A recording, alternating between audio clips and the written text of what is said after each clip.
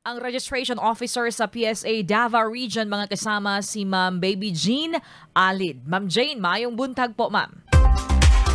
Maayong buntag, may buntag sa tanan, may buntag Ma'am Maricel. Opo, thank you kaayo ma'am ha sa imong oras karong buntag, ma'am. Straight to the point, ma'am. Question unsay update sa ato ang national IDs karon, Ma'am Jean? Okay, so ang akong mahatag na update no is ang numero sa mga narehistro sa national level of course sa ato ang rehiyon 11. As of September 1, 2023, ang narehistro na sa katibukan sa Pilipinas at nasa 80.54 million.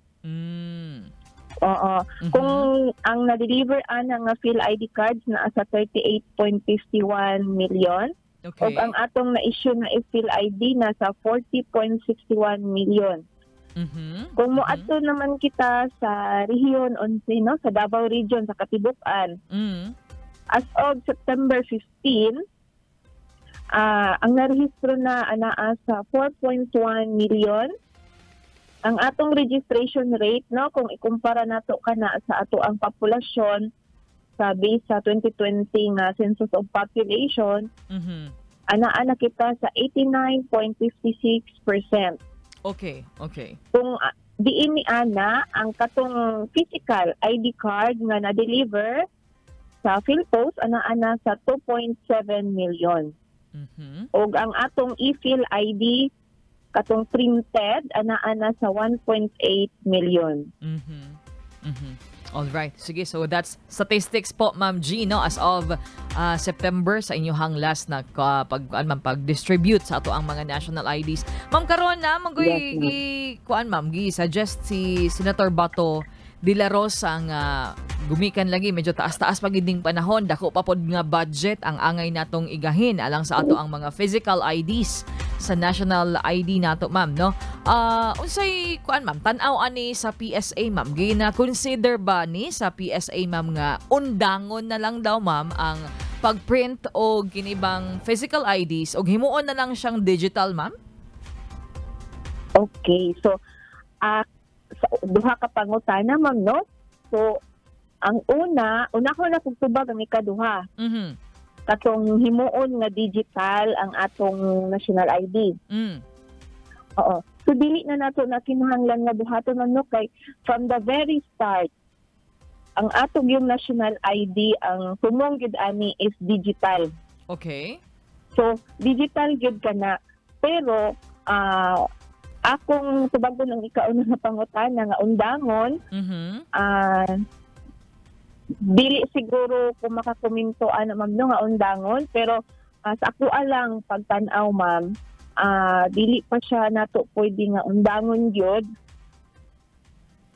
Tungod kay kita manggod nga mga Pilipino, murag dili ka makontento kung wala tay gunitan ID. Yes, tinuod yun. Bisan gani nga katong gipanghatag namo nga printed, hesitant ang tao no nga mo dawat kay gusto gyud nila katug yung ID nga gamay nga mura gyud katong visual nato nga ID. Kung card yun. Oo. Pero kaning ePhilID gani, ma'am, nga among ginapanghatag kaning naka-print sa papel. Opo. Mao na siya ang atong digital ID. Okay. Pwede lang na printed, ibutang lang kana sa imuhang cellphone. So muna ang atong ipakita. So magginapahingusgan namo karon nga mo ang information dissemination no, sa mga mudawat sa ID, mga end user na dawaton bisan pa og naalang kana sa cellphone kay ado naman tay mga means of verification ni ana. Ang rason man gud daw ni Senator Bato, ma'am, is medyo dako kay. Yes, ma'am, medyo dako ta og budget for the mga magahin nga budget alang sa physical IDs niya. Sa pagkakaron, kung wala masayop, ma'am, napata sa roughly 50% pa ang atong nahatag. So, mo pod na iya. Pero sa tan-aw nimo, ma'am, kamo, ma'am, as you consider things, no? Of course, naaman mo diha gyud sa PSA. Murag dili gyud siya pwede sa mga sa publiko kay nang as what you said, kinahanglan gyud sa tao, no, nga naagi physical nga guditan, ma'am, naagi physical ID. So, wasin ang tao wala po yung reklamo, ma'am. Wala pa ta na use nga katong digital lang. Pero kung kana gyud ma'am iduso, wala man ay problema sa amoa kay ready naman ta. Digital na gyud ta. Okay. Sige, Ang kadto lang atong ID. So in fact ginasugdan na nato ang kanang ginatawag nato nga use case ma'am nga kung asa iingon na lang nimo ang imong Phil ID card. Okay. Tapos ibutang ang imong mga fingerprints, bawas na kung ikaw ba gyud to.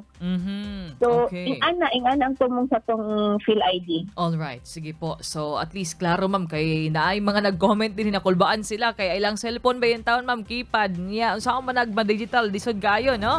So thank you kayo ma'am Jean sa imong oras karon ayo medyo busy gid mo karong adlaw ma'am, but thank you for sharing little of your time ma'am. Next time ma'am, we would love to have you again sa among mga programa ma'am. Thank you kayo ma'am Jean.